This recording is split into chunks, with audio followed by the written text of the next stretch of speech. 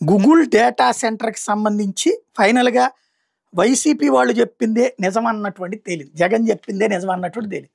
నిన్న ఏదైతే అదానీ కంపెనీల నుంచి ఎస్‌ఈజెడ్ సిఐఐ వేదికగా Adani ports and SEZ MD Karan Adani మాట్లాడినటువంటి స్పీచ్‌ని ఇప్పుడు వైసీపీ వాళ్ళు ఓపెన్‌గా సోషల్ మీడియాలో పోస్టులు పెడుతున్నారు. ఈనాడు జ్యోతి అది దాచేసినాయి. సాక్షి ఇప్పుడు హైలైట్ చేసుకొచ్చింది. ఏంటయ్యా అంటే అతను ఓపెన్‌గా చెప్పుకొచ్చాడు. ఇవాళ ఆ గూగుల్ డేటా సెంటర్ అనేటటువంటిది మాదే అన్నటువంటి విషయాన్ని. ప్రపంచంలోని అతిపెద్ద హైపర్ డేటా సెంటర్‌ని గూగుల్‌తో కలిసి ఏర్పాటు చేస్తున్నట్టు Adani ports and SEZ managing director Karan Adani ప్రకటించారు. శుక్రవారం విశాఖ సిఐఐ పార్ట్నర్‌షిప్ సమ్మిట్లో ఆయన మాట్లాడుతూ వైజాగ్ టెక్ పార్క్‌లో ఇద్దరం కలిసి $15 బిలియన్ పెట్టుబడి పెడుతున్నట్టు స్పష్టం చేశారు. తద్వారా విశాఖ పార్ట్నర్‌షిప్ సమ్మిట్ వేదికగా సీఎం చంద్రబాబు క్రెడిట్ చోరీ మరోమారు బట్టబయలైంది.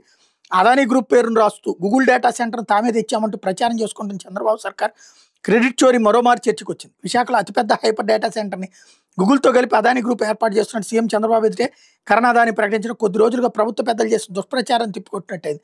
ఇది అన్ని చోట్ల ఏర్పాటు చేస్తున్న డేటా సెంటర్ కాదని, ఇది ఇండియా డిజిటల్ చరిత్రను తిరగరాస్తుందని కరణ్ అదానీ తెలిపారు. ఈ డేటా సెంటర్ పూర్తిగా గ్రీన్ ఎనర్జీ ఆధారంగా అభివృద్ధి చేస్తున్నామన్నారు.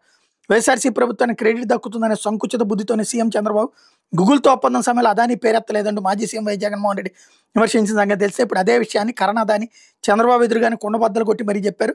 కరణ్ అదానీ గూగుల్ కలిసి డేటా సెంటర్ని ఏర్పాటు చేస్తున్నామంటూ ప్రకటించిన వెంటనే సీఎంతో పాటు వేదిక పైన ఉన్న టీడీపీ మంత్రుల ముఖాలు ఒక్కసారిగా మాడిపోయి ఉత్తరాంధ్ర దిశ మార్చాలని లక్ష్యంతో విశాఖను అంతర్జాతీయ టెక్నాలజీ హబ్గా తీర్చిదిద్దేందుకు కోవిడ్ విపత్కర పరిస్థితులు 2020 నవంబర్లో 300 మెగావాట్ల డేటా సెంటర్ ఏర్పాటుకు అదానీతో ఒప్పందం చేసుకోవడంతో పాటు డేటా సెంటర్ని డేటా తీసుకురావడం కోసం సింగపూర్ నుంచి 3900 కిలోమీటర్ల పొడవున సబ్సీలో కేబుల్ వేసే ప్రాజెక్టు వైఎస్ జగన్ ప్రభుత్వం శ్రీకారం చుట్టిన విషయం తెలిసిందే.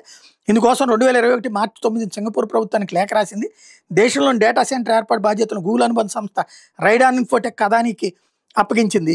గూగుల్తో అనుబంధం ఉన్న అదానీ సంస్థ విశాఖలో డేటా సెంటర్ ఏర్పాటు చేస్తుంది. 2023 మే 3న అప్పటి సీఎం వైఎస్ జగన్మోహన్ రెడ్డి శంకుస్థాపన చేశారు. ఇప్పుడు దాని కొనసాగింపులో భాగంగా అదానీతో కలిసి గూగుల్ 300 నుంచి 1000 మెగావాట్ల సామర్థ్యంతో డేటా సెంటర్ విస్తరిస్తోంది.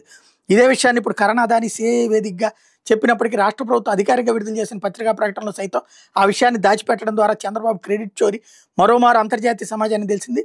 చంద్రబాబు సర్కార్ తీర్పై సర్వత్రా విమర్శలు వ్యక్తమవుతున్నాయన్నది హైలైట్ చేశారు.